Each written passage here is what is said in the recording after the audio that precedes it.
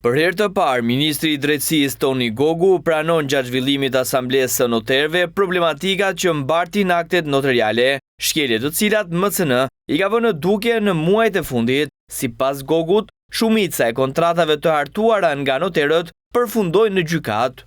Në Europë kontrata që del nga noteri rrallë shkon në gjykat. Në Shqipëri shumë kontrata përfundojnë aty. Kjo është diferenca që duhet të mbyllim. Ministri u ndalte situata e pasurive të paluajtshme duke theksuar se titujt e fragmentuar dhe mos koordinimi i plotit të dhënave krijojnë pasiguri si për qytetarët, ashtu edhe për noterët. Sipas tij, do të punohet për forcimin e verifikimeve juridike dhe përmirësimin e ndërveprimit me Agjencinë Shtetërore të Kadastrës, në mënyrë që aktet notariale të mbështeten në të dhëna më të sigurta dhe të shmangën konfliktet e mëvonshme.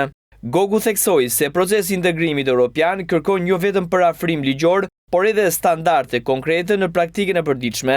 Siguri për akte, transparencë për tarifet dhe më shumë shërbime për diasporën në noteri. Qytetari nuk paguan për infirm, por për siguri juridike.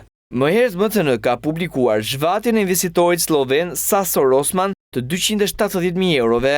Përmes noteres Luljeta Kongoli, është shmangur sekuestrimi i pronës së Fran Noshit, për të cilin gjykata kishte lëshuar urdhër ekzekutimi për mbledhjen e detyrueshme të borxhit të pakthyer. Edhe pse përmbaruesi gjeti një tokë 6.000 metra katror përmes noterës u ndryshua pronësia dhe prona nuk u sekuestrua, duke hequr mundësinë e slovenit të marrë mbrapsht borxhin. Në një tjetër rast, qytetarja Nagjie Nika ka ngritur pretendime ndaj noterit Gjergj Kongoli se nuk i kanë kthyer paratë e marra për një blerje apartamenti, ndonse kredia u refuzua nga banka.